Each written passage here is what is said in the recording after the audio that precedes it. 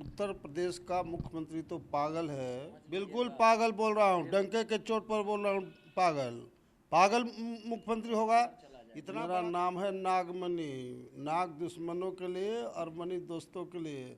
हम नागमणि से टकराने वाले को होशो हवास उड़ जाएगा, पूरा देश में कोहराम मच जाएगा, आम जनता इन लोग को घूमने देगी क्या? पिछले 7 सालों से देश की सत्ता पर नरेंद्र मोदी विराजमान है। 2014 का लोकसभा का चुनाव हुआ था तो ये वही नरेंद्र मोदी हैं जिन्होंने जय जवान जय किसान का नारा दिया था। लेकिन हालिया सालों की बात कर ली जाए तो लगातार अपनी मांगों को लेके किसान सड़क पर हैं और लगातार अपनी डिमांड को लेके सरकार से ये उम्मीद लगा के बैठे हैं कि सरकार उनकी मांगों पे गौर किया जाएगा। लेकिन सरकार पूरी तरह से कान में तेल डाल के सोई हुई है। और जिस प्रकार से बिहार और यूपी की बात कर ली जाए तो लगातार किसान आंदोलन कर रहे हैं। जिस प्रकार से लखीमपुर में जो हिंसा हुई है और कई किसान मारे गए, इस पूरे घटना के बाद देश में त्राहिमाम मचा हुआ और लगातार नरेंद्र मोदी के खिलाफ लोगों का गुस्सा और योगी आदित्यनाथ से लगातार जो जनता है, जो विपक्ष है, वो मांग कर रही है कि जो भी दोषी मंत्री के बेटे हैं उन पर कार्रवाई किया जाए। इन तमाम मुद्दों पे बात करने के लिए हमारे साथ पूर्व केंद्रीय मंत्री नागमणि जी हैं, उनसे बात करेंगे और समझने की कोशिश करेंगे कि जब जब देश में चुनाव आता है तो तमाम पार्टियां, तमाम नेता जो हैं वो जय जवान जय किसान का अपने आप को हितैषी बताते हैं, लेकिन जब चुनाव जीत जाने के बाद आखिर इन किसानों को जो सत्ता में बैठे जो लोग हैं, जो नेता हैं, जो मंत्री हैं, जो प्रधानमंत्री हैं, वो क्यों भूल जाती हैं? नागमणि जी, देश में जो हालात आप देखिएगा, आप तो खुद केंद्रीय मंत्री भी रहे हैं, अच्छे पद पे रहे हैं, किसानों की बात की जाती है चुनाव के समय, जब सत्ता में लोग आते हैं तो क्यों आखिर किसानों को भूल जाते हैं? लगातार कई महीनों से किसान आंदोलन कर रहे हैं अपनी मांगों को लेके, आखिर सरकार क्यों नहीं सुन रही है? और जिस प्रकार से लखीमपुर में हिंसा हुई, जो मंत्री के बेटे ने किसानों पे गाड़ी चढ़ा दिया, 7 से 8 किसानों की मौत हो गई, लगातार हिंसा जो स्थिति है उत्तर प्रदेश में वो बढ़ते जा रहा है, आखिर क्यों सरकार बैकफुट पर है? देखिए, जब केंद्रीय राज्य मंत्री की गाड़ी से ही किसान कुचले जा रहे हैं और उत्तर प्रदेश का मुख्यमंत्री तो पागल है, ये अभी तक ऐसे लोग को गिरफ्तार नहीं किया, ये डेमोक्रेसी है क्या? पागल बोल रहे हैं, समझ बिल्कुल पागल बोल रहा हूँ, डंके के चोट पर बोल रहा हूँ, पागल पागल मुख्यमंत्री होगा। इतना बड़ा किसान को कुचल दिया गया, एक स्टेट होम मिनिस्टर का बेटा गाड़ी चला रहा था। बोलेंगे वो बचेंगे नहीं है? जो बोलते हैं बचते नहीं है। कौन? लगातार सरकार में जिस प्रकार से बातें आती है कि सरकार के खिलाफ जो बोलेगा सब अंदर चला जाएगा। मेरा नाम है नागमणि, नाग दुश्मनों के लिए और मणि दोस्तों के लिए। हम जगदेव प्रसाद के खून से पैदा लिया हूँ, बिहार लेनिन और भारत लेनिन का बेटा हूँ। नागमणि से टकराने वाले को होशो हवास उड़ जाएगा, पूरा देश में कोहराम मच जाएगा, आम जनता इन लोग को घूमने देगी क्या? जमाना बदल गया है। आखिर जो घटना हुई अभी तक कार्रवाई क्यों नहीं? कार्रवाई तो होना चाहिए था। बता रहे हैं कि पागल मुख्यमंत्री है। बचा रहे हैं भाई पागले मुख्यमंत्री कहेंगे? जो जब आप संविधान का शपथ खाते हैं, कोई भी prime minister, chief minister, minister, तो संविधान में क्या प्रोविज़न है? जो दोषी होगा देर न देर उस पर कार्रवाई होना चाहिए। अब बताइए कि वहाँ जो जा रहा है, प्रियंका गांधी एक महिला है, प्रियंका गांधी एक देश की धरोहर है और उसको पुलिस जो है ठेल ठेल करके, अभी मैं सुन रहा था प्रियंका जी का आवाज़ कोई टीवी में, उनको पुलिस धक्का मार करके अंदर कर रही है। बताइए बड़ा, ये बेतमीजी के कोई हिसाब है? ये तो तानाशाही है। तो डेमोक्रेसी में तानाशाह का कहीं कोई जगह नहीं है। अब वो पूर्व मुख्यमंत्री उत्तर प्रदेश के गए और उनको भी सुनते पकड़ के बंद कर दिया, तो ये क्या हो रहा है? इसलिए बीजेपी सरकार को होश में रहना चाहिए। इतना घमंड नहीं चलता है, इतना तानाशाही डेमोक्रेसी में नहीं चलता है। अगर जनता अगर रिवोल्ट कर दिया तब क्या होगा? आपको याद होगा 2014 के समय जब लोकसभा का चुनाव हुआ था, बहुमत मिला, 2019 में भी बहुमत मिला, 7 सालों से भी देश की सत्ता पे नरेंद्र मोदी है। आखिर किसान कई महीनों से बैठे हुए हैं धरने पे, आखिर उनकी बातों को क्यों नहीं सुना जा रहा है? देखिए, किसान का जो नेतृत्व वर्ग है ना, वो भी मिमिया रहा है। अरे भाई, जब 1 महीना 2 महीना 3 महीना जब बात नहीं सुना, तो किसान के जो नेता हैं उन लोग को सीधे आह्वान करना चाहिए कि जब तक बीजेपी सरकार को ख़त्म नहीं करेंगे तब तक नींद के रूप में सोएंगे नहीं। तो इस तरह से अब आंदोलन भी कितना दिन चलेगा?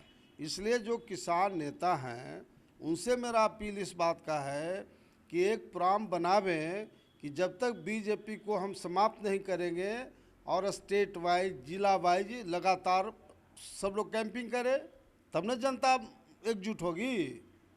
अब खाली दिल्ली में और दौलताबाद में मीटिंग करिएगा, उससे तो किसान एग्रेसिव नहीं होगा। मोदी जी क्यों नहीं कुछ बोलते? जी, मोदी जी क्यों कुछ नहीं कर रहे? अरे तब मोदी जी से जब विश्वास रहता मोदी जी पर, तो कहाँ ये सब बात होता? मोदी जी प्राइम मिनिस्टर अगर सही रहते तो ये सब घटना कहाँ से होता? अब बताइए कि माने स्टेट होम मिनिस्टर का बेटा गाड़ी चला रहा है, स्टेट होम मिनिस्टर अपने गाड़ी में बैठे हुए हैं और किसानों को कुचला जा रहा है। तो ये देश की जनता को, किसानों को समझना चाहिए ना कि इस तरह के सरकार आप चाहते हैं कि वैसी सरकार चाहते हैं जो किसानों के हक में काम करे। आप जाइएगा? हमको बिहार से भी फुर्सत कहाँ है जो जाएंगे? हम बिहार में ही किसानों को संगठित करेंगे और जो किसानों का मांग है बिल्कुल 100% सही है, उसके लिए हम जागृति पैदा करेंगे बिहार में। एक चीज़ और है नागमणि जी, बिहार में 2 सीटों पे उपचुनाव है, लगातार एनडीए ने अपने उम्मीदवार खोल दिए हैं। कल जो महागठबंधन था, राजद की ओर से 2 उम्मीदवार खड़े किए गए, लेकिन कांग्रेस को पूछा तक नहीं गया। कांग्रेस ने भी दावा कर दिया है कि हम अपने दोनों उम्मीदवार उतारेंगे। लगता है कि महागठबंधन टूट जाएगा या टूट के कगार पे है? देखिए, महागठबंधन कोई विपक्ष नहीं है।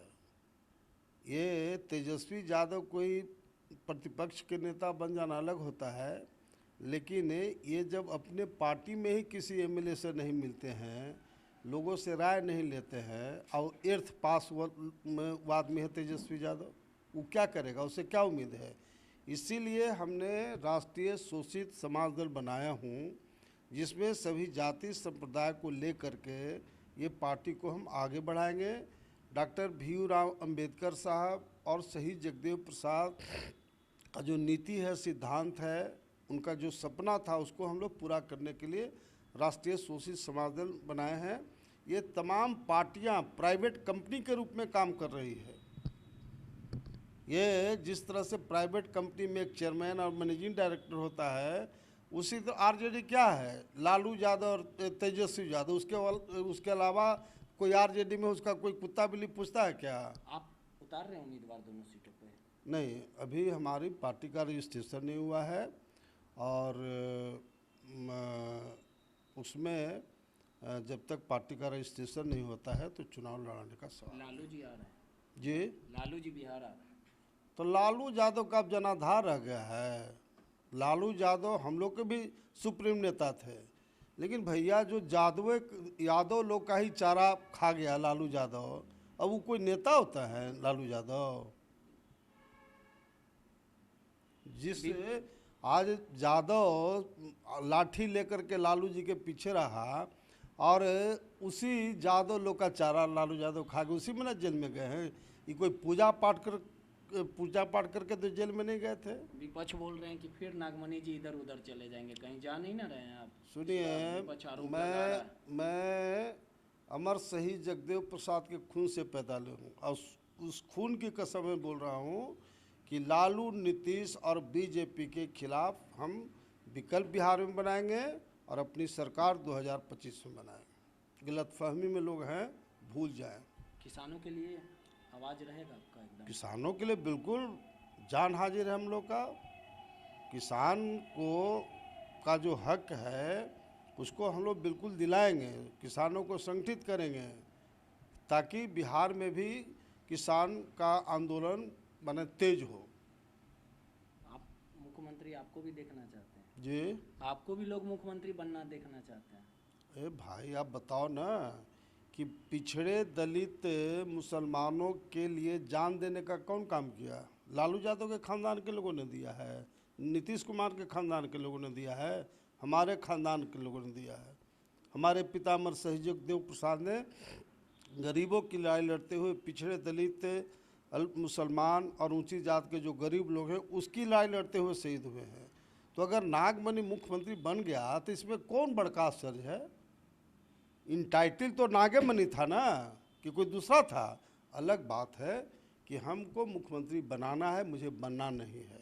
जिस तरह से हमारे पितामह शहीद जगदेव प्रसाद ने शोषित दल बनाया था, उनकी पार्टी बहुमत में थी, सपोर्ट कांग्रेस सपोर्ट में, और उन्होंने अपने सीएम नहीं बना, बीपी मंडल यादव को बनाया, इसलिए कि उनका सोच था कि तमाम बैकवर्ड दलित मुसलमान एकजुट रहे। ये थे नागमणि जी जिन्होंने सीधे तौर पे आरोप लगाया कि बीजेपी किसानों के साथ सौतेला व्यवहार करी और बिहार में आने वाले दिनों में आंदोलन किया जाएगा और 2025 का मिशन पूरी तरह से इनके हक में होगा। रोहित नटराज।